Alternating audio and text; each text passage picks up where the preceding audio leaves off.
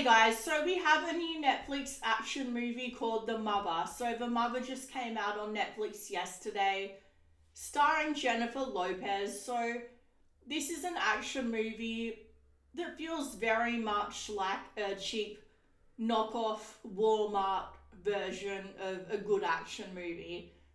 But it's just entertaining enough to keep you watching, to keep you invested. So look, this is a good movie to watch on Mother's Day, which is tomorrow, if any of you have forgotten to buy chocolates and flowers. So, The Mother reminds me a lot of a movie I actually just talked about, weirdly enough, in my last video.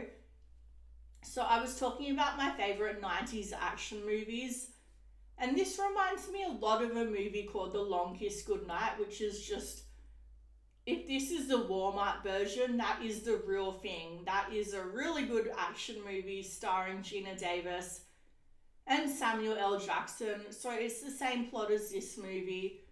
We have a woman who used to be involved with some bad people. She works as a spy, an assassin, and then she gets out of it, tries to live a normal life, becomes a mother, and her daughter gets kidnapped by the people she used to work with. So she has to go rescue her daughter. And it just feels like it's got so many cliches, tropes that we've seen before. And don't get me wrong, that is okay if you do it correctly, but this just felt like a weak, watered down version of things that we've seen before so many times and better. So for one thing, the villains just felt so copy-paste of like, one of them was like a James Bond villain. You know how they always have to have like half their face burned off or something, and they're riding around in the snow in their white snow outfits, and it just felt so much like a James Bond movie without everything that makes those movies amazing. And then we have the other villain who, honestly, I'm not even joking, I laughed out loud at his portrayal of this villain. He was just so over the top and cheesy. And then the star, Jennifer Lopez. Look, she was in a movie I recently reviewed with Josh Duhamel that I actually really enjoyed. And she's been in that movie Enough, which was really good as well. So I think that Jennifer Lopez is a competent actress.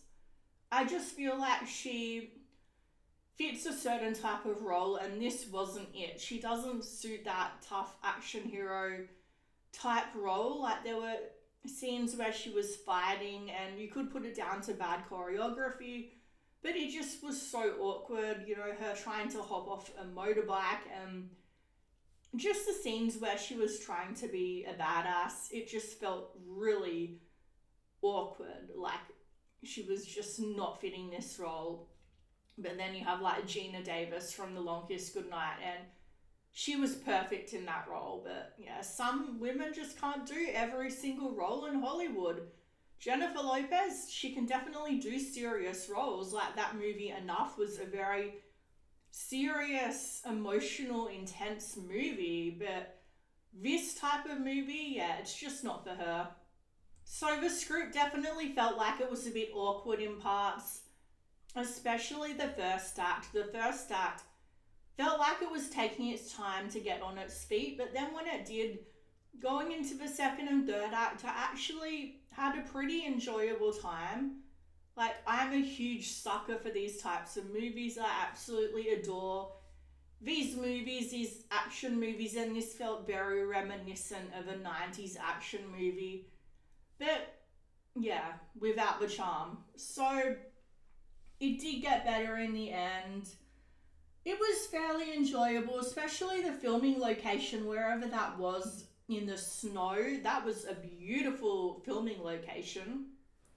And there were actually some quite heartwarming moments, the bonding moments with her and her daughter. So I'm not going to say this is a horrible movie. Like I said, it's pretty entertaining if you've got nothing else to watch. But it's been done before and better, and this feels just like an off-brand version of everything that's come before it. if you're in the mood for something like this, I highly recommend The Long Kiss Goodnight or True Lies is another movie, but this time starring Arnold. So he has his daughter get kidnapped. He works as a spy. He has to go after her.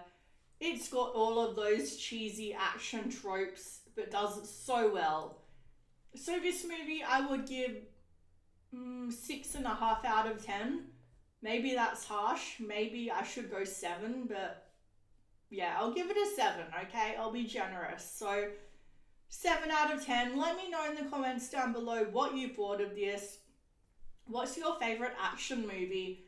And please like, subscribe, all of that. It really helps me out. Thanks, guys.